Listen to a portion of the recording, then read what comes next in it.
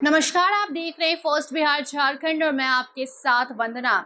झारखंड के पूर्व सीएम हेमंत सोरेन को सुप्रीम कोर्ट से राहत नहीं मिली है। सुप्रीम कोर्ट का हेमंत सोरेन ने दरवाजा खटखटाया था ताकि उन्हें अंतरिम जमानत मिल जाए, लेकिन वो खाली हाथ ही वापस लौट गए हैं। आपको बता दें कि 31 जनवरी से ही हेमंत सोरेन जेल में बंद है। 31 जनवरी को मनी लॉन्ड्रिंग के मामले में हेमंत सोरेन की गिरफ्तारी हुई थी। उसके पहले भी कई बार ईडी ने हेमंत सोरेन को बुलाया था पूछताछ के लिए। जब हेमंत सोरेन ईडी के बुलावे पर नहीं पहुंचे, उसके बाद 31 जनवरी को हेमंत सोरेन की गिरफ्तारी हुई और उसके बाद से लगातार वो जेल में बंद चल रहे थे। बीच में एक बार अपने चाचा के श्राद्ध क्रम में हेमंत सोरेन जेल से बाहर भी निकले थे, लेकिन वो सिर्फ कुछ घंटों के लिए उन्हें राहत दी गई थी। अब एक बार फिर से जब वो जेल में बंद हैं तो वो बाहर आने की कोशिश कर रहे हैं।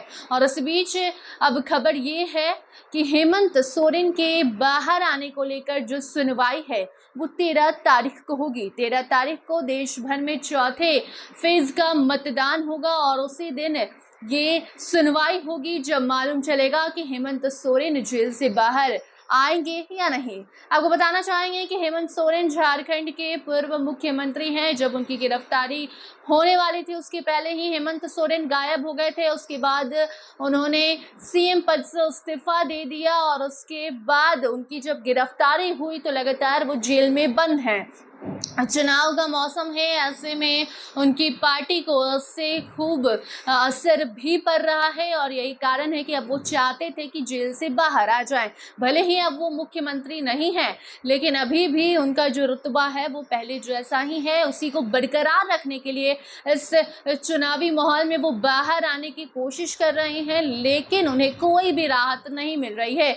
एक तरफ जहां दिल्ली के मुख्यमंत्री अरविंद केजरीवाल को आज बड़ी राहत मिली है और 1 जून तक के लिए वो जेल से बाहर आने वाले हैं, तो वहीं दूसरी तरफ हेमंत सोरेन की जो याचिका थी उस पर सुनवाई सुप्रीम कोर्ट में होनी थी, वो सुनवाई अब टाल दी गई है और ये सुनवाई अब 13 तारीख को हो सकती है। आपको बता दें कि हेमंत सोरेन ने पहले हाई कोर्ट का दरवाजा खटखटाया था और वहां बताया था कि हमारी जो गिरफ्तारी है वो गलत है, कोई भी साक्ष्य ईडी के पास नहीं है, इस गिरफ्तारी के पीछे किसी का बड़ा हाथ है, साजिश के तहत हेमंत सोरेन को फंसाया जा रहा है।